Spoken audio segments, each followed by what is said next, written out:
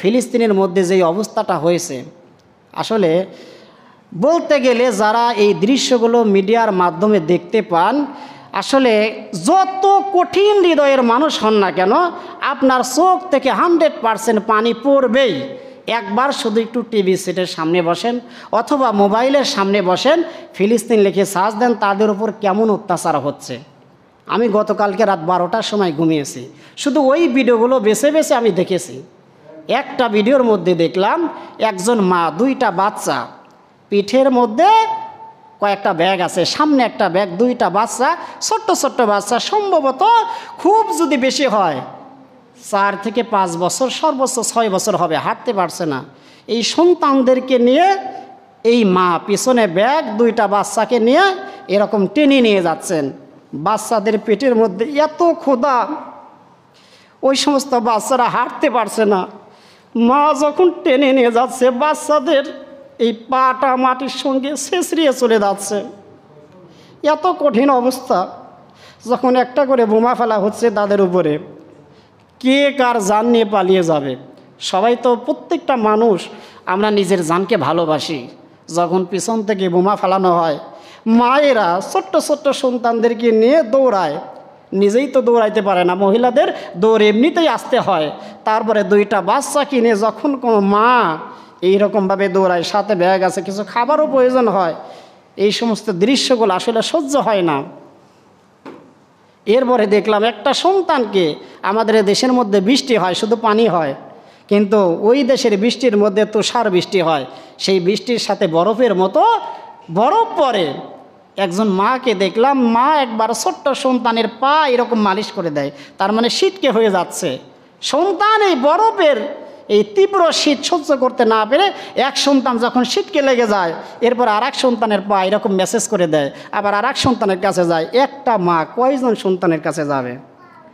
আজকে আমরা খুব শান্তির সাথে, সুখের সাথে রমজানকে পালন করছি। গাজার মধ্যে রমজান আছে, ইফতার নাই, তারাবি আছে, সেহেরি নাই।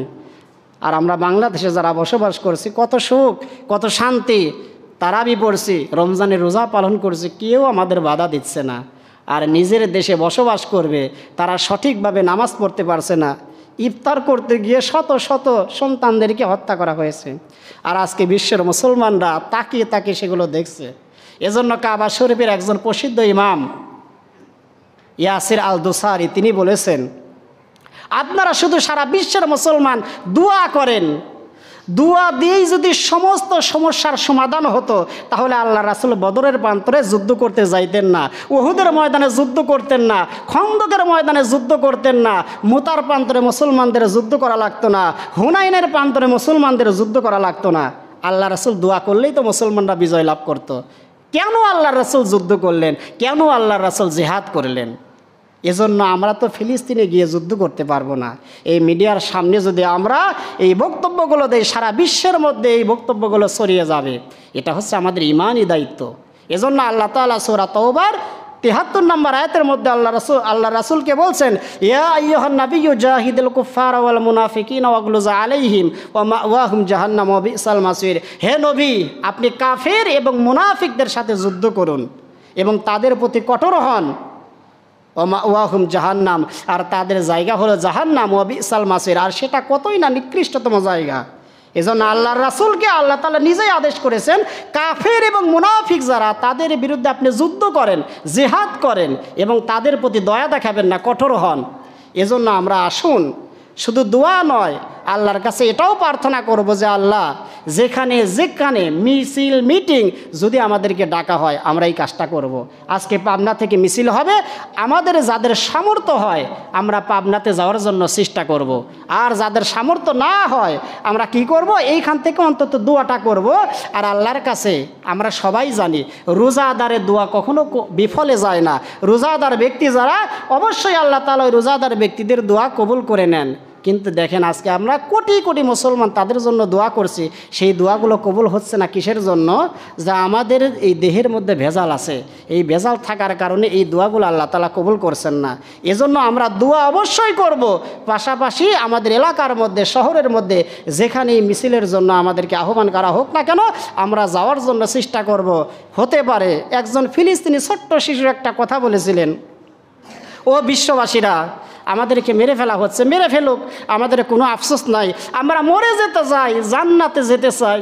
আমরা শুনেছি জান্নাতের মধ্যে নাকি অনেকগুলো খাবার রয়েছে, যখন ক্ষুধার যন্ত্রণা তারা সহ্য করতে পারে না, কতটুকু ক্ষুধা লাগলে একটা ছোট্ট শিশু এই কথাটা বলতে পারে যে, ও দুনিয়াবাসীরা, আমরা মরে যেতে চাই, আমরা জান্নাতে যেতে চাই, আমরা জানি জান্নাতের মধ্যে অসংখ্য খাবার রয়েছে, খাবারের কোনো অভাব নাই, আমরা দুনিয়ার জীবনে আর না খেয়ে থাকতে চাই না। ছোট্ট ছোট্ট শিশুদের এই রকম আর্তনাদ। তাই আসুন আজকে লাইলাতুল কদরের রাত আমরা এককভাবে প্রত্যেকটা মুসলমানের জন্য, শুধু ফিলিস্তিনের মুসলমানই নয়, ভারতের মুসলমানরাও নির্যাতিত নিপীড়িত অবস্থায় আছে, এজন্য আমরা একটা কাজ করতে পারি, যুদ্ধ। দেখেন এইখান থেকে কেমন করে যুদ্ধ করব, যুদ্ধ করার একটা নিয়ম দেখেন।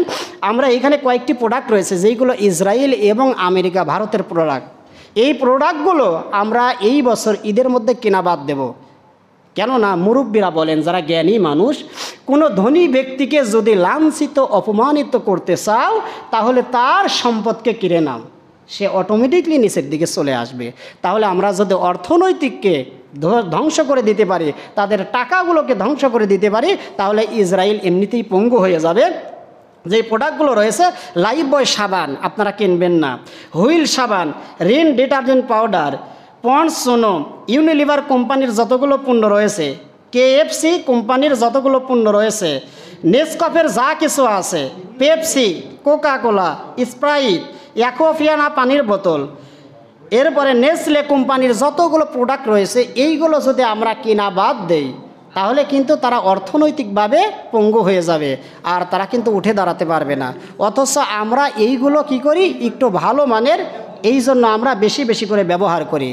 এইগুলো বাদে যেই পণ্যগুলো রয়েছে আমরা এই বছর অন্তত আমরা সেইগুলো ব্যবহার করি। এইগুলো বাদ দিয়ে, এইগুলো দিয়েই তারা বোমা কিনছে, এইগুলো দিয়েই তারা ক্ষেপণাস্ত্রগুলো কিনছে আমাদের টাকা দিয়ে, আর সেই টাকা দিয়ে আমাদের মুসলমান ভাইদেরকে হত্যা করা হচ্ছে। এজন্য আসুন, অনেকেই হয়তো বিভিন্ন ধরনের মন্তব্য করবেন যে এইগুলো ছাড়া বাংলাদেশ অচল, আপনি এইগুলো একটু বাদ দেন। অনেক মানুষ বলেছিল ভারতে পেঁয়াজ ছাড়া বাংলাদেশ অচল হয়ে যাবে, চাউল ছাড়া বাংলাদেশ অচল হয়ে যাবে। ভারতীয় পেঁয়াজ কিন্তু আমাদের বাংলাদেশে আসে নাই, তারপরে পেঁয়াজের দাম সর্বোচ্চ 40 টাকা। একটু সচেতন আমাদেরকে হতে হবে। তাই আসুন, আমার সন্তান, চাচা কিছু বলবেন? হ্যাঁ, যাই হোক, ধনী চাচা একটু কথা কম বলি, যে নামাজের সময় যত হয়ে যাচ্ছে, খুব আক্ষেপ নিয়ে কথা বলছি। আপনি নিজেকে ফিলিস্তিনের জমিনে একটু নিজেকে উপস্থাপন করে দেখুন। আপনার সামনে যদি ছোট্ট বাচ্চাকে, আপনার সন্তানকে যদি হত্যা করা হয়, একটা নাবালেগ বাচ্চাকে যদি হত্যা করা হয়, তাহলে আপনার মনের মধ্যে কেমন লাগবে? আপনার ভাইকে, আপনার বোনকে, আপনার স্ত্রীকে যদি হত্যা করা হয়, গুলি করা হয়, তাহলে আপনার কেমন লাগবে? নিজেকে একটু সেইখানে দাঁড় করান, তাহলে বুঝতে পারবেন যে এই সমস্ত পণ্যগুলো কেনা যাবে কি যাবে না, কে কি করলো ওইটা দেখার সময় নাই। মুসলমানেরা দুই প্রকার, এক প্রকার হলো হুসাইনি মুসলমান, আর এক প্রকার হলো ইয়াজিদি মুসলমান। ইয়াজিদও মুসলমান ছিল, কিন্তু তার চরিত্র ভালো ছিল না। আর হুসাইন মুসলমান তো তারাই, তারা সত্যের কাছে কখনো কি করে নাই, মাথা নত করেন, মিথ্যার কাছে কখনো মাথা নত করে নাই, সত্যের কাছে তারা নির্দ্বিধায় মাথাকে নত করে দিয়েছে। তাই আসুন এই সমস্ত পণ্য কেনা বয়কট করি এবং তাদেরকে অর্থনৈতিকভাবে আমরা সাহায্য করা থেকে বিরত থাকি। মহান আল্লাহ তাআলা আমাদের সবাইকে সেই তৌফিক দান করে দেন, সকলে বলে আমিন। হ্যাঁ, আর যে মোজো আছে বাংলাদেশের তৈরি আকিস কোম্পানির, আপনারা সবাই যদি ঠান্ডা পানি খাইতেই চান, কোমল পানি খাইতেই চান, মোজোটা পান করেন। কেলেমন আছে, এটাও বাংলাদেশি পণ্য, এইটা খান, দেখবেন ওরা এমনিতেই নিচে চলে আসবে। আর বোতলে তো গায়ে লেখাই আছে, যারা সুন্নত নামাজ আমরা পড়ি নাই, সুন্নত নামাজ পড়ি নাই।